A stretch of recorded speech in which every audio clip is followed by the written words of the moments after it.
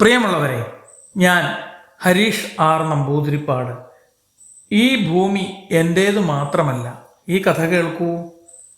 പാരമ്പര്യമായി കിട്ടിയ തെങ്ങിൻ തോപ്പും അതിലൊരു വീടും അവിടെ ആവട്ടെ വിശ്രമ ജീവിതം എന്ന് കരുതി രാജേന്ദ്രൻ ഭാര്യ സരസ്വതിയോടൊപ്പം നാട്ടിലെത്തി. പാടത്തിൻ്റെ വക്കത്ത് പ്രകൃതി രമണീയമായ സ്ഥലത്ത് താമസിക്കാൻ കഴിഞ്ഞതിൽ അയാൾക്ക് ചാരിതാർത്ഥ്യം തോന്നി. അയാൾ ഇടയ്ക്കിടെ പറയുമായിരുന്നു, ഇത് എൻ്റെ ഭൂമിയാണ്, അച്ഛൻ എനിക്ക് തന്ന എൻ്റെ മാത്രം ഭൂമി. താമസം തുടങ്ങും മുമ്പ് അതിരുകൾ മുല്ലുവേലി കെട്ടി ബലപ്പെടുത്താൻ അയാൾ മറന്നില്ല.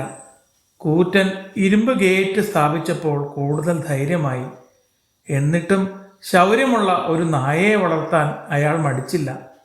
അത്യാവശ്യം ചേനയും ചേമ്പും പച്ചക്കറികളും വാഴക്കുലയും തേങ്ങയും വീട്ടുപയോഗത്തിന് ശേഷമുള്ളത് വിൽക്കാം, അയാൾ ആവേശത്തോടെ പറഞ്ഞു. നന്നായി കണ്ടാൽ മതി എന്ന ഭാവത്തിൽ ഭാര്യ പുഞ്ചിരിച്ചു. ആ ചിരിയുടെ അർത്ഥം അധികം വൈകാതെ രാജേന്ദ്രന് മനസ്സിലായി. ചെമ്പൻ ചെല്ലികൾ തുളച്ചിട്ട നാളികേരങ്ങൾ തോട്ടത്തിൽ കുന്നുകൂടി. കപ്പയും വാഴയും ചേമ്പും ചേനയും കുത്തിയിളക്കി എലികൾ അവരുടെ അധികാരം സ്ഥാപിച്ചു. ഇടനാഴിയിലെ രാജാക്കന്മാരായി ചിതളുകൾ നിറഞ്ഞു നിന്നു. പറമ്പിൽ മാത്രമല്ല, കലവറയിലും എലിമാളങ്ങൾ കാണാൻ കഴിഞ്ഞു. തുമ്പികൾ, അണ്ണാന്മാർ, അങ്ങനെ ആ വളപ്പിലില്ലാത്ത ജീവജാലങ്ങളില്ലെന്ന് പറയാം. മേൽക്കൂരയിൽ കൂടുവയ്ക്കുന്ന കുരുവികൾ, കുറുകുന്ന പ്രാവുകൾ, എട്ടുകാലികൾ, തേളുകൾ, പാറ്റകൾ, പല്ലികൾ.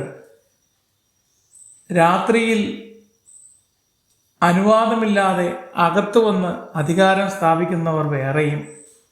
രാജേന്ദ്രൻ അവരെയെല്ലാം വെറുപ്പോടെ നോക്കി അസഹിഷ്ണുതയോടെ പറഞ്ഞു, എനിക്ക് മാത്രം സ്വന്തമായ സ്ഥലത്ത് അനുവാദം കൂടാതെ അതിക്രമിച്ചു കടന്ന ഇവരെ ബാക്കി വയ്ക്കരുത്.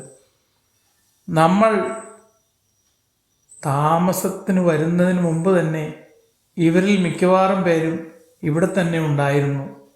ചിലവ പതുങ്ങിയിരുന്നു എന്ന് മാത്രം. മറ്റു ചിലർ ക്ഷണിക്കപ്പെടാത്ത അതിഥികളായി വന്നു. വീട്ടുകാരേക്കാൾ ശക്തമായി ഇവിടെ കഴിയുന്നു. ഇവറ്റകൾ എന്തിനിവിടെ കഴിയണം? വേറെ എവിടെങ്കിലും പോയി തുലയട്ടെ, അയാൾ ആക്രോശിച്ചു.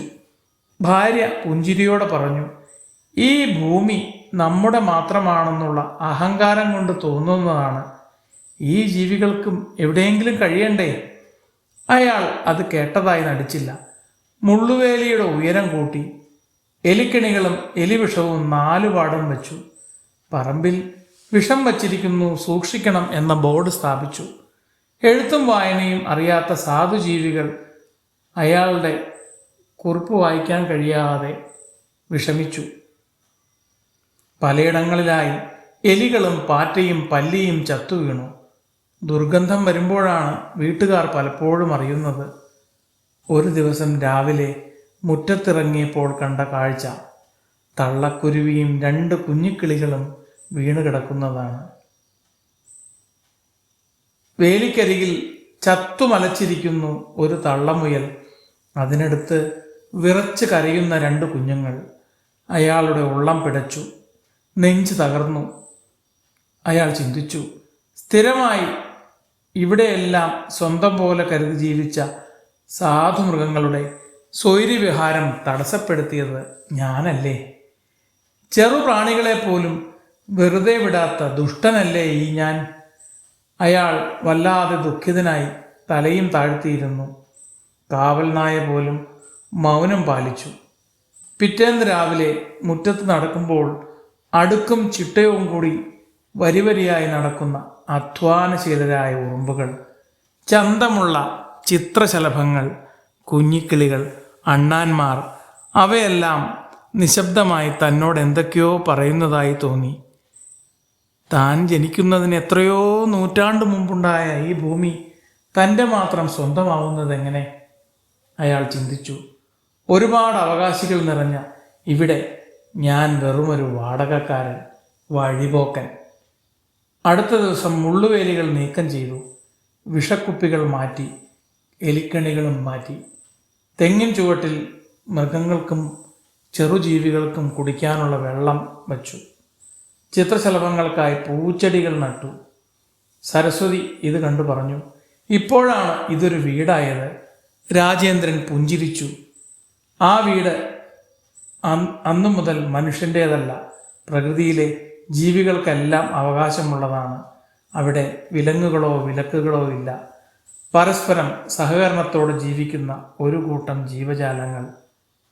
അദ്ദേഹത്തിന് അന്ന് ഏറ്റവും ശാന്തമായി ഉറങ്ങാൻ കഴിഞ്ഞു. സുഖകരമായ ഉറക്കം തെളിഞ്ഞു വന്ന് അയാൾ പറഞ്ഞു, ഈ ഭൂമി എൻ്റെ മാത്രമല്ല. അത് കേട്ട് ഭാര്യ പുഞ്ചിരിച്ചു.